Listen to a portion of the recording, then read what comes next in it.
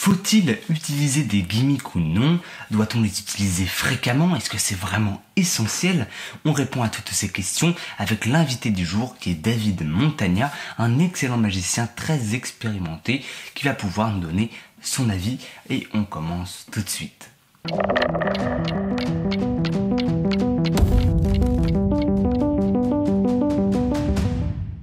Bon, alors du coup David, je te propose de commencer en faisant les présentations. Je t'ai invité de quoi te présenter, c'est ça?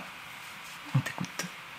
Ok, bon bah écoute, moi c'est Montagna David, de mon vrai nom, alias Magic David sur les réseaux. Et donc je suis magicien depuis l'âge de 6 ans. J'ai commencé un peu la magie, à toucher à la magie à l'âge de 6 ans. Mon papa avait déjà une boîte de magie à l'époque, quand lui était enfant, donc du coup j'ai découvert cette boîte-là dans le grenier. J'ai un petit peu joué avec. Il m'a aidé pour faire mes premiers tours de magie et depuis cette boîte ne m'a jamais plus quitté. Ensuite, il y a eu la présentation du plus grand gabarit du monde, de chez Sébastien, qui m'a aussi donné un peu l'envie de continuer dans ce domaine-là en voyant des Bernard Billis, pour ne citer que leur close-up, des Danny Larry, etc. En voyant leurs numéros, etc. Je me dis plus tard, c'est ça que je veux faire. Et donc, je vis en Belgique, exactement à Liège, une petite province comme ça. Et depuis l'âge de 12 ans, je fais des spectacles un peu partout. Beaucoup d'anniversaires, beaucoup d'événements privés, pour certaines entreprises également. J'ai 28 ans. Si je ne fais pas. J'ai 28 ans et ma spécialité, je dirais plus, c'est de la magie qui touche la magie salon, scène, un peu quelques grandes illusions. Je fais un peu de close-up aussi pour toucher un peu à tout, mais vraiment plus spécialisé dans la scène et la grande illusion. Je suis aussi moniteur, comme je dis, professeur dans une académie de magie ici à Liège. On a une académie avec une 60aine d'élèves, 5 professeurs dont je fais partie. Et ça va faire maintenant déjà plus de 10 ans que cette académie existe. Et donc voilà, un peu le parcours, on va dire. En résumé. Sinon on est là pour 2 heures. Ok, bon super. Du coup, je te propose de rentrer dans le vif du sujet. Et juste avant, peut-être, si du coup tu parlais de tes réseaux sociaux, donc c'est là qu'on peut te retrouver, c'est bien ça? C'est ça. Compte Facebook David Montagna ou Magic David en parenthèse. Et Instagram également, David.Montagna ou Magic David. Vous retrouvez aussi ma page pour tout ce qui concerne spectacle, etc. Et super, voilà. Vous savez donc où retrouver David. Super. Donc on va pouvoir commencer avec un petit peu de nostalgie, sans doute, pour parler de ton premier gimmick, si tu t'en souviens. Bien sûr, alors mon premier gimmick, je vais le faire en 2 mots, c'était un FP, donc les magiciens sauront très bien ce que c'est. J'ai commencé avec cet accessoire-là et je ne l'ai jamais quitté. Alors il y a beaucoup de magiciens qui en avaient peur au début, quand j'ai commencé, faire attention, etc. à certaines choses. Et je me suis senti quand même à l'aise, c'est vrai qu'il a fallu du temps, mais je me suis senti à l'aise avec et j'ai pu réaliser le petit tour, du petit foulard qui disparaît, ça a été le tout premier tour que j'ai appris. Et après, je m'en suis rendu compte que c'est un accessoire extraordinaire pour faire d'autres petits tours assez sympas. Par exemple, vous allez sur la plage, vous pouvez faire apparaître du sable dans les airs, vous pouvez faire disparaître de l'eau, etc. Enfin, c'est assez sympa. Ça a été mon tout premier gimmick. Super, très bien. Donc aussi ça, c'est celui qui t'a permis de te lancer, de découvrir un petit peu aussi tout cet univers. Le monde de la magie.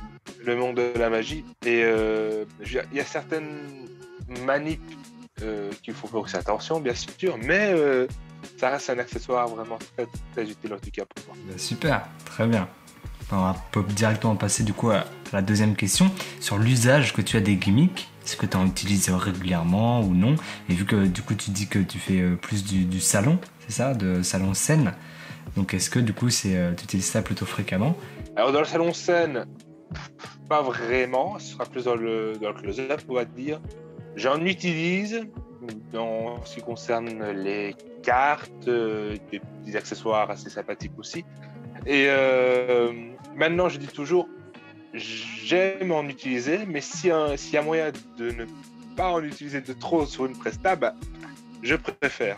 Tout simplement, petite anecdote, On m'a souvent dit, par exemple, si on prend un jeu de cartes, ah oui, mais ce jeu de cartes est truqué, tiens, je vais te donner un jeu de cartes, est-ce que tu sais faire la même chose? Voilà, si vous n'avez pas l'accessoire idéal qu'il faut, ben, vous êtes un peu dans le caca pour être poli. Donc c'est pour ça que je pense que les bases resteront les bases en magie et qu'il faut savoir travailler aussi sans. Mais si vous en avez, pourquoi pas s'en servir, bien sûr. Du coup, peut-être à ce moment-là parler de ton gimmick favori, celui quitte à en choisir un. Voilà, si tu dois en utiliser qu'un, ou alors pas forcément en choisir qu'un, mais voilà, celui que tu aimes beaucoup, et ça j'aime beaucoup son impact ou son utilisation.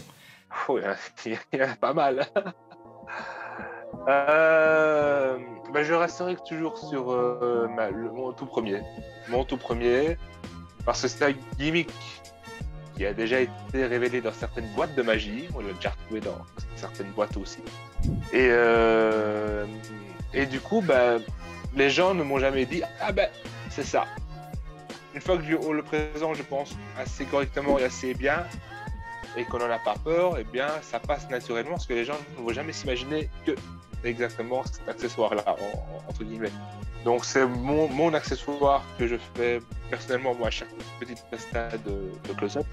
Il est toujours avec moi et ça, ou alors un gimmick également pour faire le tour, par exemple, avec des enveloppes, ou par exemple, vous pensez à un chiffre, vous avez un petit bout de papier et vous retournez le papier, c'est le chiffre que vous avez écrit sur le bout de papier. Je crois que tu vois ce... Ouais. Un peu dans la même famille, toujours. C'est ça, dans la même famille toujours. Vous avez des enveloppes numérotées de 1 à 5, etc. Vous faites choisir une enveloppe par spectateur un peu à Victor Vincent, pour pas citer de nom par exemple.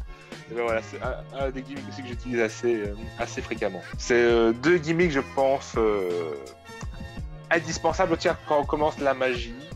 Parce qu'on peut vraiment faire des petits miracles légèrement. Et ce qui est bien, c'est que vous pouvez vous montrer vraiment vos mains vides. C'est ça qui est fou pour les gens.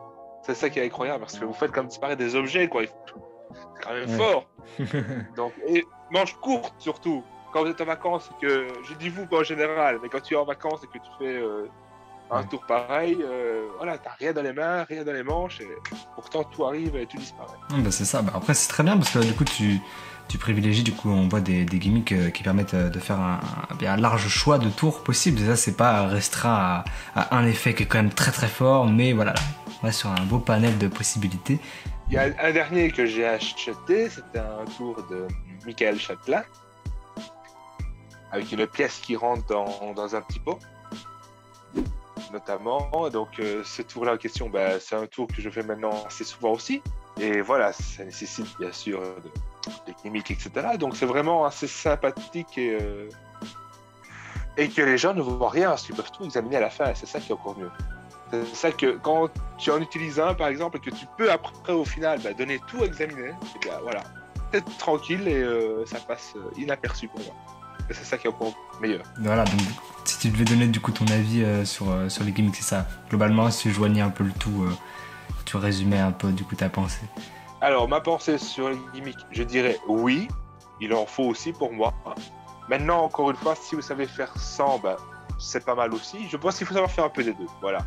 Il faut savoir travailler avec et sans. Parce que quand vous avez une situation, comme je disais au début, que tu vas faire un tour de cartes, que tu as besoin d'un gimmick et la personne te dit « Ah, je peux voir tes cartes ?» Et non, c'est un peu ennuyant, quoi.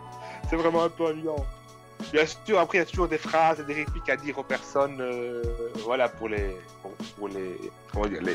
casser gentiment, quoi. Mais en tout cas, moi, je pense qu'il faut savoir travailler avec et sans.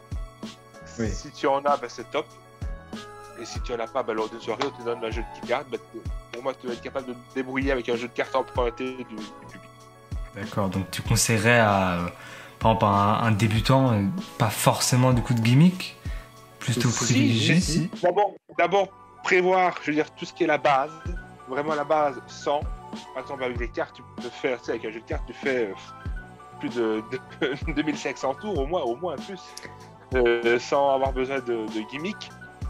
Et pourquoi pas après, bien sûr, en instaurer, hein, bien sûr, ça fait partie du monde de la magie pour moi. Et pourquoi pas en instaurer, simplement, mais par la suite, avoir d'abord la bonne base et puis alors ajouter petit à petit des petits effets avec. Ok, super. Alors du coup, juste une petite question qui me vient. Est-ce que toi, tu as déjà utiliser, mixer des gimmicks entre eux, par exemple des usages comme ça, ou créer un gimmick, t'as déjà une idée ou quelque chose que t'as voulu concrétiser Alors, j'en ai déjà mixé quelques-uns, et au niveau de la création, j'en avais fait un aussi. C'est une petite boîte où tu prends un papier blanc, tu le plies, tu le mets dans la boîte, tu demandes à un spectateur de choisir une carte, tu prends un marqueur, tu écris la carte au-dessus de cette boîte, tu ouvres la boîte et dans le papier, tu as la carte écrite avec le marqueur. Alors tu n'as pas touché à la boîte, etc. Ça, que c'est pas moi qui l'ai construit, c'est mon papa.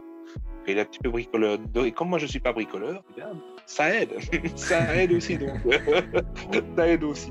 C'est ça, donc ça a plutôt fait philosophie gimmick, si nécessaire vraiment, mais privilégions alors tout ce qui est faisable sans. Bien sûr. Parce que pour pouvoir se sortir de certaines situations, voilà, c'est aussi le propre de la magie, c'est l'impossible, donc quels que soient les moyens, mais quand même, même aussi pour nous, du coup, ça peut être fort.